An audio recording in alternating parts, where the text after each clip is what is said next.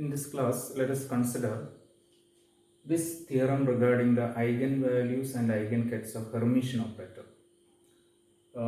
In quantum mechanics, every physical quantity is represented by a Hermitian operator. So it's important to consider these properties of eigenvalues and eigenkets of Hermitian operator. This is the theorem. Eigenvalues of Hermitian operator are real, and eigenkets of Hermitian operator corresponding to different eigenvalues are orthogonal. So let us try to prove them, these two results together. So let's consider the proof.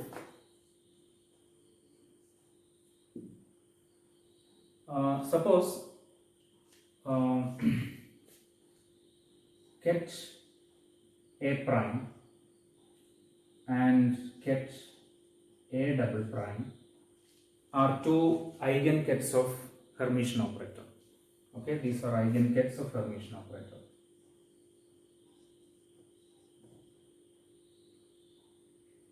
Let's say a Hermitian operator capital A, and the eigenvalue corresponding to this eigenket is A prime, and eigenvalue corresponding to this eigenket is A double prime. These eigenkets are labeled after the corresponding eigenvalues. So we can write, and one more point is, when we say that a particular vector is an eigenvector or eigenket, it is understood that this is not a null ket. Okay, this is not a null ket. Because if we consider a null ket as an eigenket, then the problem is that we can have infinite number of eigenvalues corresponding to that. Any scalar multiplied by a null ket is a null ket. Okay, so number of the eigenvalues corresponding to a null ket can be infinite. Any number of eigenvalues are possible. So a null ket is not considered as an eigenket. So when we talk about an eigenket of an operator, of a Hermitian operator, then it is understood that this eigenket is not a null ket. That should be kept in mind.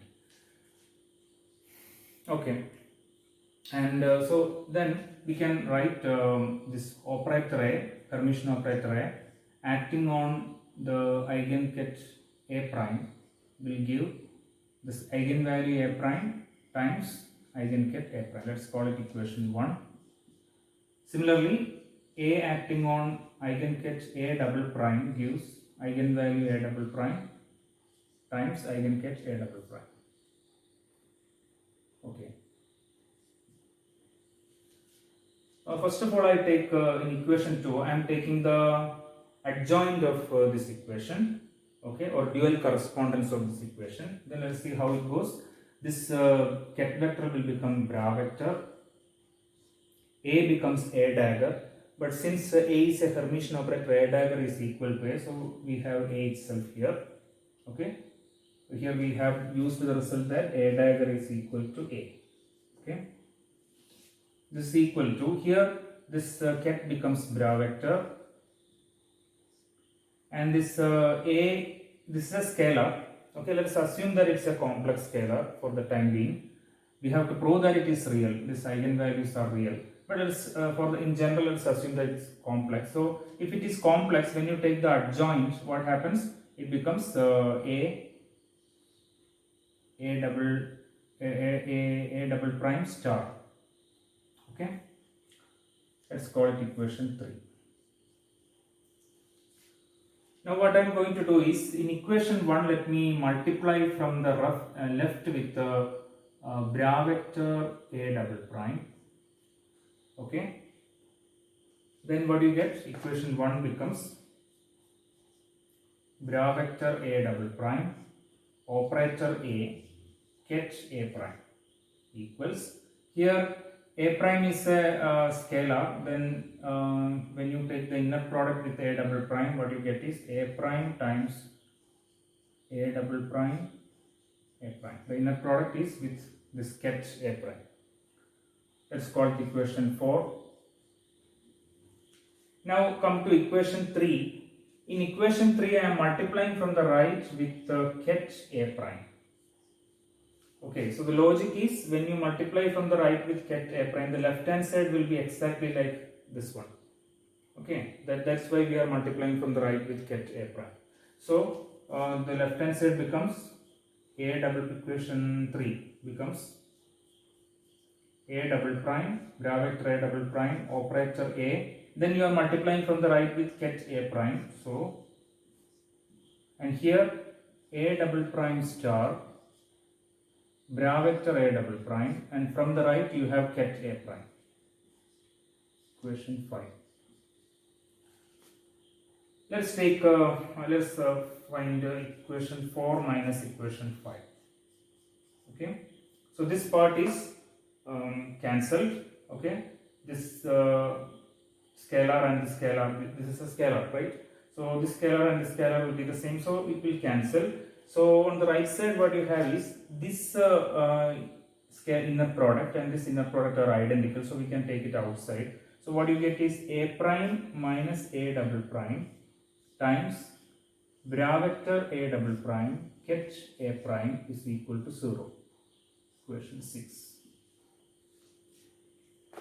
Okay, so we have this, there is a star here. So A prime minus A double prime star, this part is common, right, that we have taken outside. Inner product gravector A double prime ket A prime equal to 0. Now we have, let's consider two cases. Okay, first I will assume that this A double prime is equal to A prime. Let's see then what happens. So let us take A double prime is equal to A prime.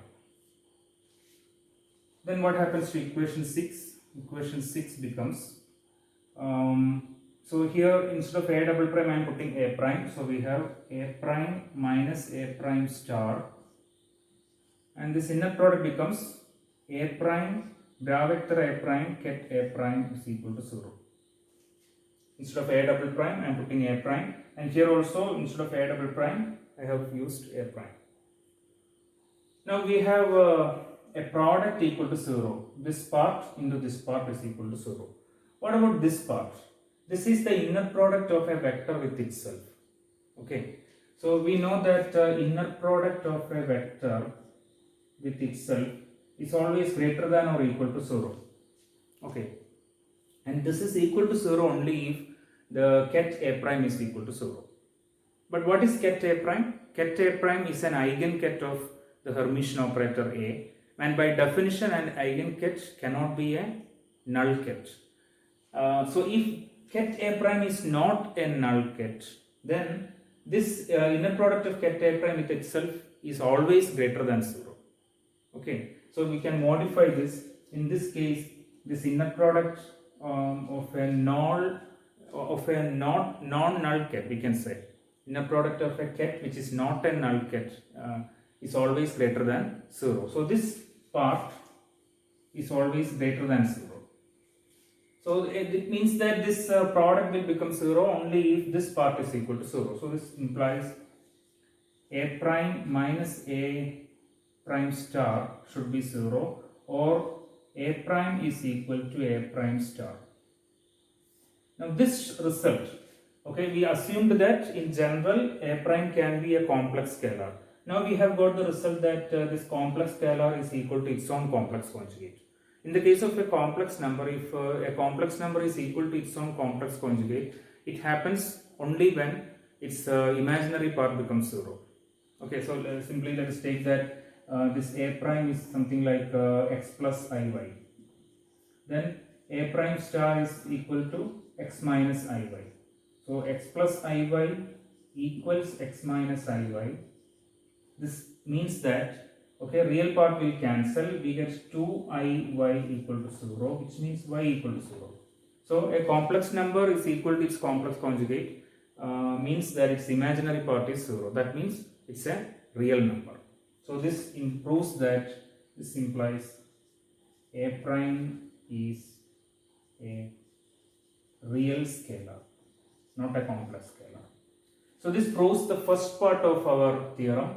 Eigenvalues of Hermitian operator are real. A prime A double prime, A prime was the eigen value of the Hermitian operator. Remember, we started with this equation. A acting on ket A prime is equal to A prime times ket A prime. So A prime is the eigenvalue, ket A prime is the eigenket. And this A prime is now shown to be real, and this proof is applicable for any A prime, any eigenvalue. It means that eigenvalues of Hermitian operator are always real. Now consider the situation A double prime is not equal to A prime. Then what happens to equation 6? Equation 6 we can rewrite like this. We can remove this complex conjugate, because we know that A prime and A double prime, they are different, but both of them are real. Okay, so A double prime star will be equal to A double prime because eigenvalues are real. So we can write equation 6 as A prime minus A double prime, inner product of A double prime with A prime is equal to 0. This is our equation 6. Now here the eigenvalues are different, okay, which means this part is not equal to 0. They are different.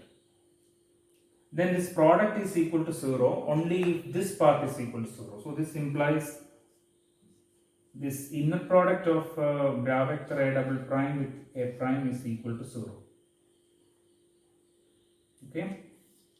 Now this shows that ket A prime and ket A double prime are orthogonal to each other.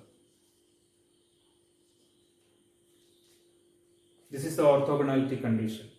Inner product of two vectors are 0, then it means that the two vectors are orthogonal to each other. And this concept is a generalization of the idea of being perpendicular to each other in the case of physical space, in the case of three-dimensional space of physical vectors. Okay.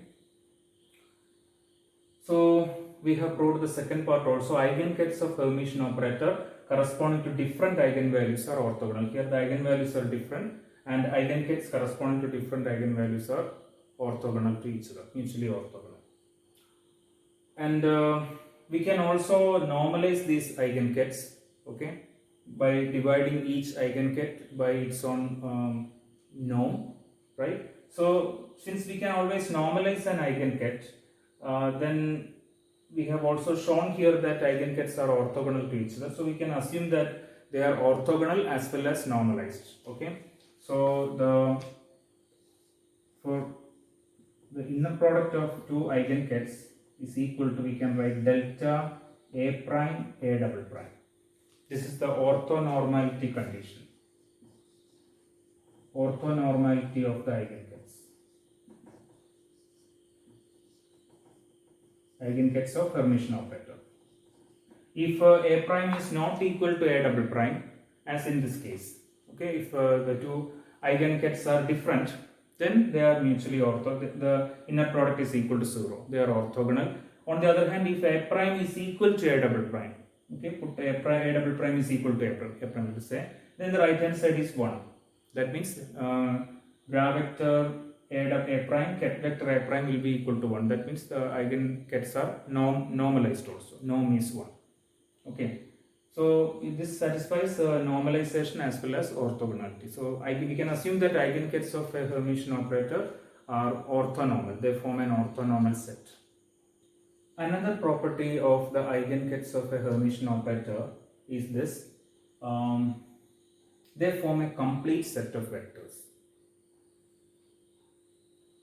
It's not the proof of this statement is not easy. It's not a direct. We cannot have a direct proof. So, for a quantum system, for every Hermitian operator, it is always assumed that eigenkets of the Hermitian operator form a complete set of vectors. So, we are not going into the proof now. Let's take it as a fact that eigenkets of a Hermitian operator form a complete set of vectors. So, what is a complete set of vectors? The number of vectors in the set should be equal to the dimension of the vector space. Then it's called complete set.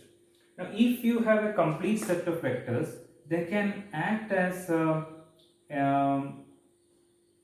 set of base kets.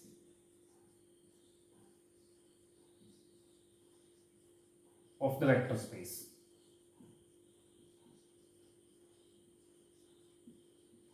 On which this Hermitian operator is acting. Okay, so this Hermitian operator must be acting on some vector space. So if the eigenkets of the Hermitian operator form a complete set, that means the number of these eigenkets is equal to the dimension of this vector space.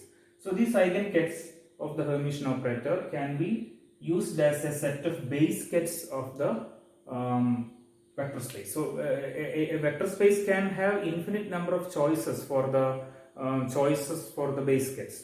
So this is one good choice. Eigenkets of a Hermitian operator can be a good choice of base kets of the vector space. So which means that if it's a set of base kets, then any general vector, okay, let us say ket alpha, we can express as a linear combination of these base kets or eigenkets of Hermitian operator. So we can write it as summation over a prime c a prime ket a prime.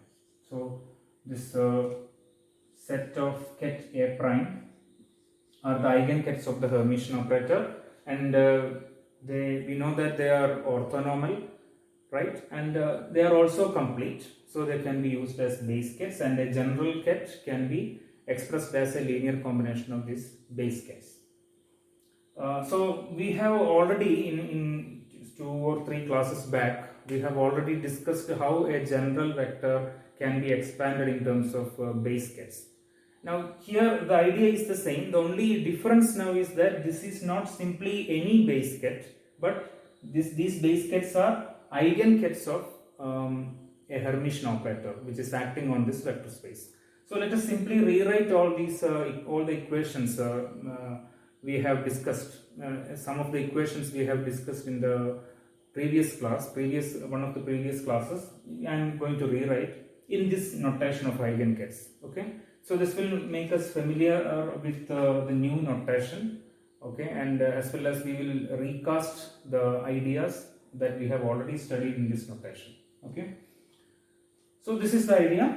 A general vector can be a general ket or general vector in the vector space can be expressed as a linear combination of eigenkets, which are the base kets of the vector space. And these Ca prime are the expansion coefficients. In general, they are complex.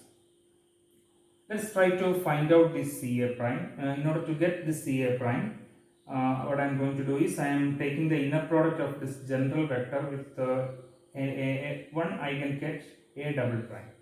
This is one eigenket in this set. Okay, you can think about this set as something like A prime, A double prime, etc. Okay, ket 1, ket 2, ket 3, etc.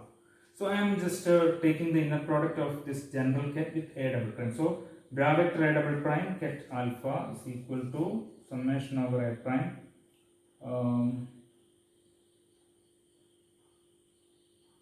we get C A prime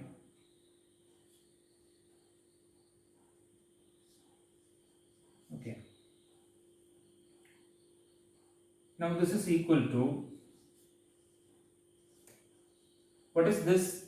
This is the inner product of 2 eigenkets, and since eigenkets are orthonormal, this must be equal to a Kronecker delta, delta A prime A double prime. Now we have a summation here and there is a Kronecker delta. It means that this summation only one term will remain. Okay, A prime can vary from 1 to let's say n, but only one term will be non-zero. Okay, because when A prime is not equal to A double prime, this Kronecker delta will be 0. So all those terms in this summation will be 0. Only in one term, A prime in this summation, A prime will be equal to A double prime. Then delta will be 1. Okay, delta A double prime will be 1. Then for that only this summation of that term only non-zero in this summation. So what is that term?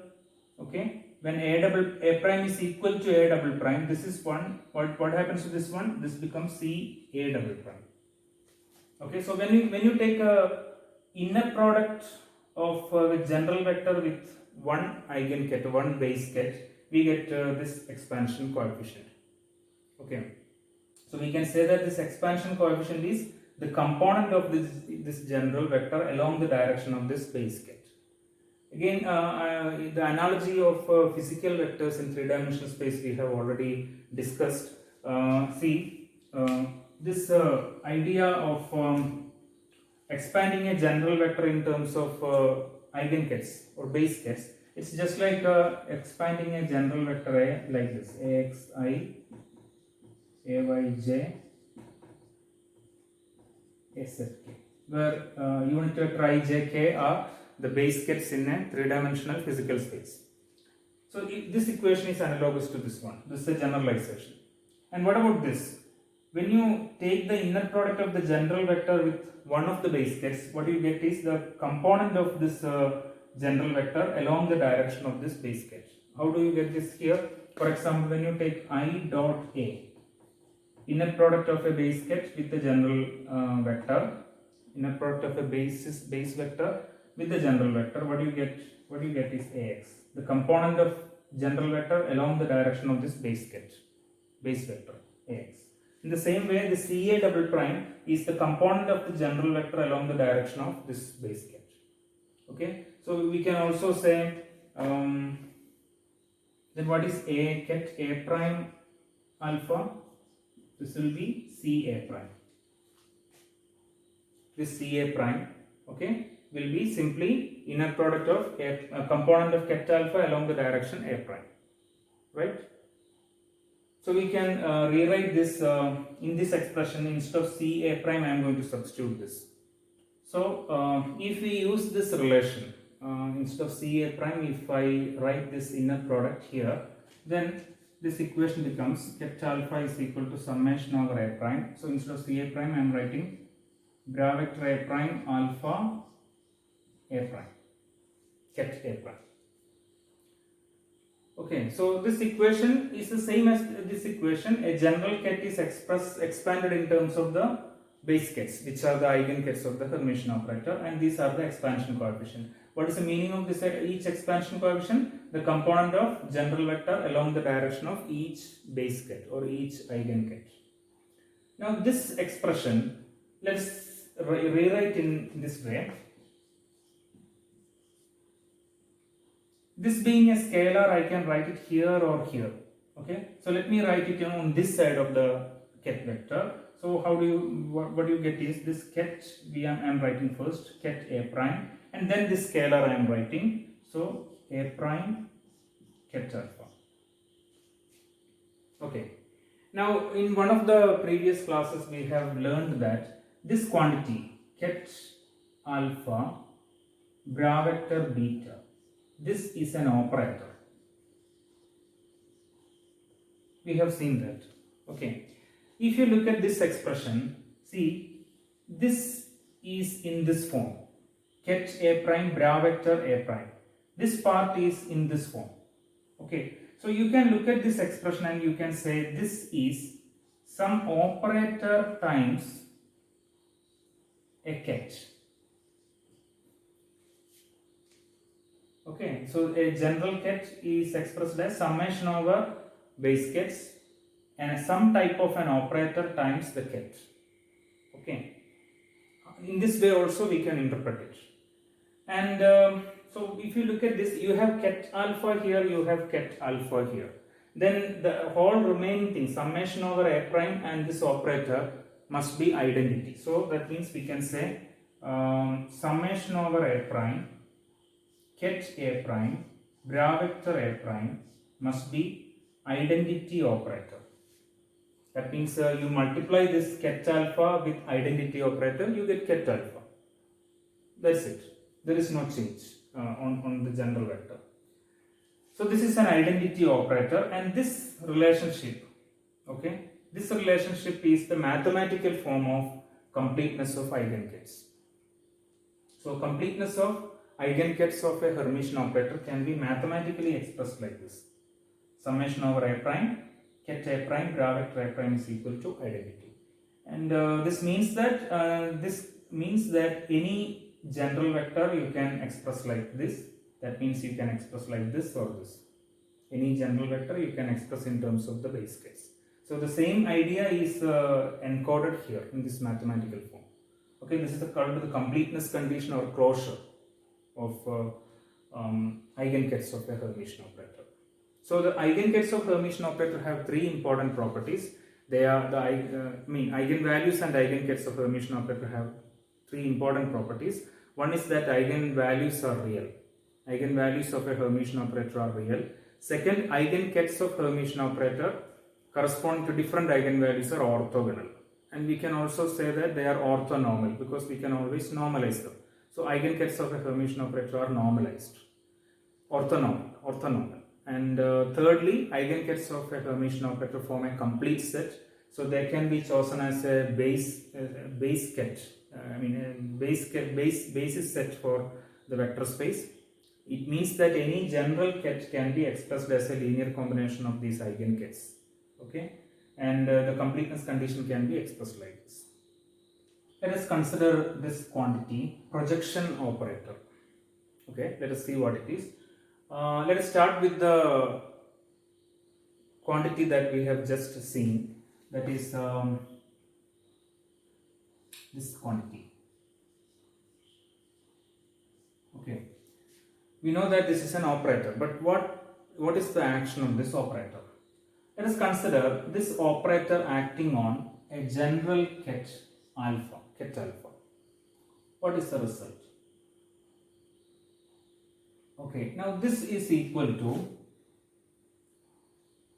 what is this quantity?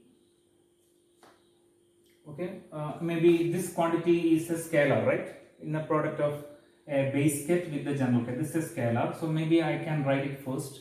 So A prime alpha, and this ket A prime I am writing here. Now this is what is this quantity? It's a component of ket alpha along the direction of this base ket. This we can call some C A prime, some coefficient, some scalar. So this I can write as C A prime ket A prime. Right? So we started with a general ket. This is a general ket alpha.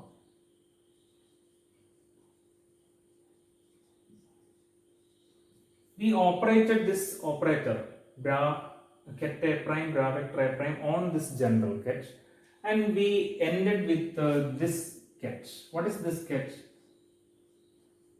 A ket along this direction, ket A prime. So we started with a general ket and we ended up with a ket vector along the direction of this base vector. So that means the role of this operator, that is this operator, okay, the role of this operator is it selects that part of the general vector ket alpha along the direction of ket A prime, which is along the direction of ket A prime. So it selects that part of ket alpha which is along the direction of ket A prime. From this general ket, it selects a part of the general ket which is directed along the direction of ket A prime. So the role of this operator is to get from a general vector, okay, a part of its vector which is along a particular base ket. And remember, this base ket is present in this operator. This operator is constructed out of this base ket. It contains a ket and a bra, and these two are this ket is exactly this ket. Finally, what you are getting is a ket vector which is along the direction of this base ket. So this base ket is part of this structure of this operator. And this operator, because it selects a part of a general vector along a particular direction, okay, this action is a projection. A general vector is projected along a particular direction. Okay, so because of that, this is called projection operator.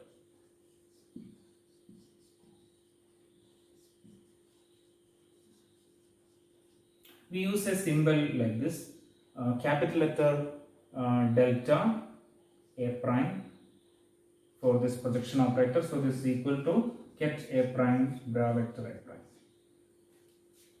Okay.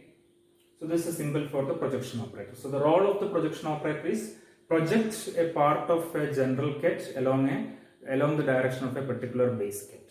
So if you have another type of projection operator, let's say ket A double prime bra vector A double prime, then what happens? It will finally select a part of this general ket along the direction of the base ket A double prime. Okay. And what was the completeness condition that we considered earlier? Completeness condition, we have written like this: summation over A prime ket A prime bra vector A prime is equal to identity. This was the completeness condition or closure. Now we know that this is projection operator. So completeness condition you can express in using the notation of projection operator like this: sum over all eigen kets, okay, of the projection operator is equal to identity operator. That is completeness condition.